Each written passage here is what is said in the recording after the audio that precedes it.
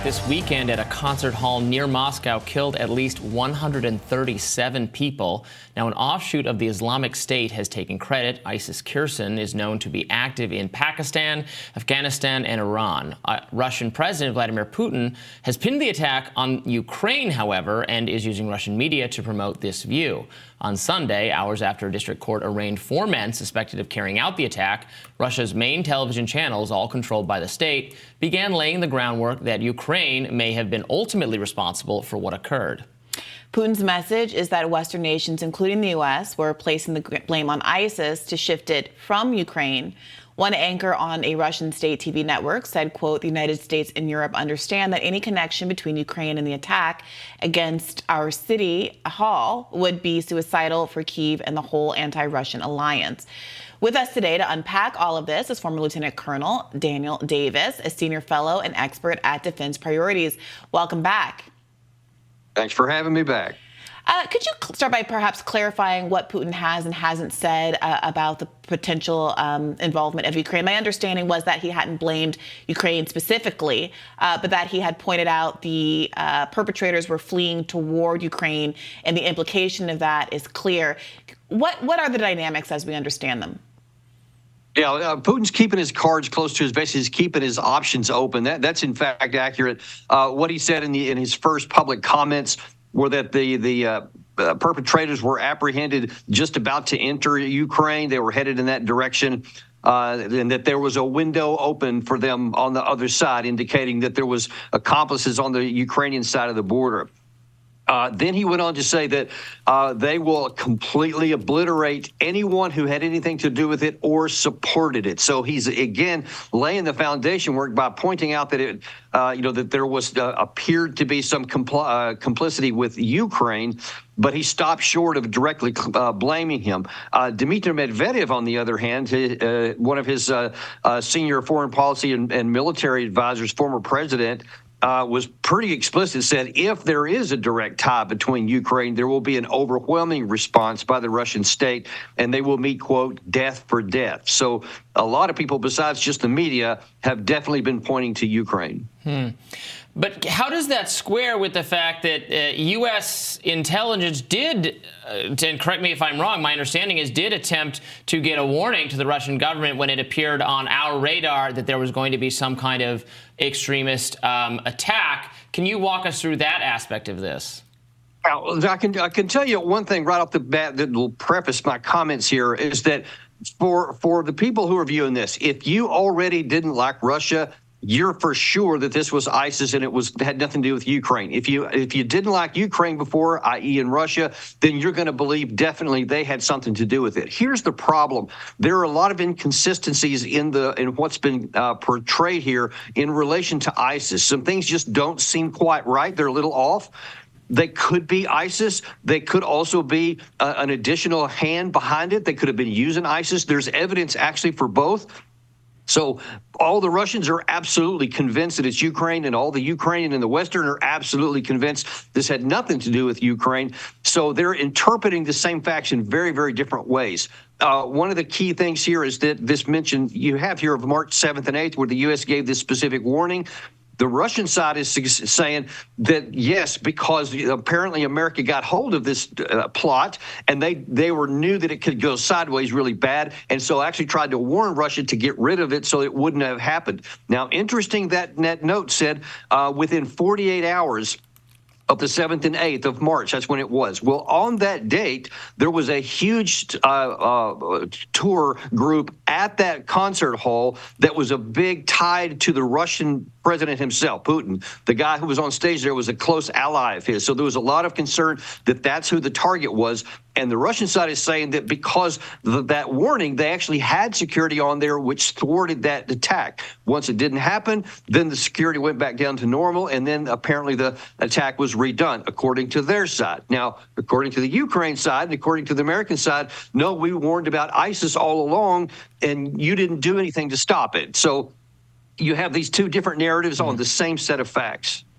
Perhaps it would be useful to get into some of the details of what actually happened in the terror attack for those who aren't familiar with the events on the ground.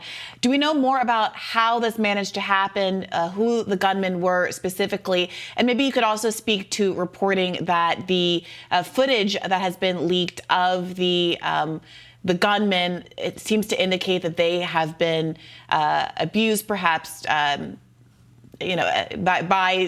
Russia at some point between the time that they were captured and now. Without question, they have been absolutely brutalized, and Russia has not been concerned about sharing that video, so they aren't worried about any negative ramifications. And those guys have just been absolutely just brutalized from what happened. One of them, I don't want to be too graphic, but had something really bad done to him and videoed and then shared out by the Russian security forces. But the bottom line, though, is the reason why there are some inconsistencies. So, of course, you probably know that the ISIS official website has published a lot of video. They had them in front of the ISIS flag. And, by all accounts, they were doing some of the things that they defaced some of the bodies in the ways that ISIS does in this. Again, horrific. I don't even want to describe it in detail. But they did some of that. But the way that these guys were recruited, number one, they weren't diehard ISIS people like you've seen who were willing to die for the cause. These guys were recruited from within Russia by someone claiming to be an associate of the pastor, of the preacher, the ISIS preacher. So they didn't really know who they were talking to. Literally, it could have been anyone, but they were given a large sum of money to take care of this operation. They were already in Russia, and then they were trying to escape in the direction of Ukraine. So that's the part that we know. We know that they got money via electronic means, some of the stuff, and then they were provided with weapons from sources that not yet has been identified, how they actually got that part. But ordinarily, or very frequently anyway, ISIS, has these ideological people who are willing to die for their cause. These guys were in it for money. It was done during Ramadan, which ordinarily, ISIS being this hyper Islamic group wouldn't ordinarily do. But it's also possible. And that's really why there's so much effort, room in here for multiple interpretations. And right now, we really don't know what happened. What is likely to be the response within Russia? Is there going to be some kind of, rally around Putin in the wake of what is like their version of a 9/11 style tragedy, obviously with not nearly as many casualties, but will this, increase Russian solidarity or support for what's going on in Ukraine? Or will it be a case where they say, Putin failed to provide us security and there will be greater outcry about what's going on? What do you predict? Yeah, again, it depends on where you sit, because in all of the Western media, everybody's jumping on that second version there that, this shows that Putin's weak, he can't control his people, it's undercut. But that's not playing in Russia. I assure you right now, you absolutely have the 9/11 effect that everybody is rallying around behind the president. There is overwhelming public support all across the nation. Huge crowds of people have come. They've almost turned the Crocus Hall into a shrine. And like thousands of people lining up to come and see it and put down flowers and all kinds of other things. Other cities have been doing the same kind of things. It's on all the televisions everywhere. There's a big issue there. And my concern is that this has a similar case as what happened after 9/11, where George Bush basically had a free hand to do anything he wanted because our people were so angry at what had happened. You saw Netanyahu. You're still seeing Netanyahu take advantage of what happened on the 10th or 7th of October, and he has a free hand to do whatever he wants, and all kinds of excesses take place afterwards. I will be watching to see, does Putin do the same thing? Because he basically has a free hand to do nearly anything, and there are many ways he could escalate this war in Ukraine if he chooses to say that's who did it. As I understand it, the rationale for why there's an argument, you're talking about these inconsistencies as to why it might be Ukraine, is that the United States, and the New York Times reported this out this morning, the United States has discouraged Ukraine from doing any such attacks, that its aid and support is contingent on it aligning with the U.S.'s desires in this way, so that having an attack that is fronted by somebody else could be advantageous to the extent that they are trying to avoid pushback or any blowback from the United States, its ally in its war against, defensive war against Russia. What is the rationale for why this ISIS-K group would want to attack Russia in the first place, motivated by something other than Ukraine?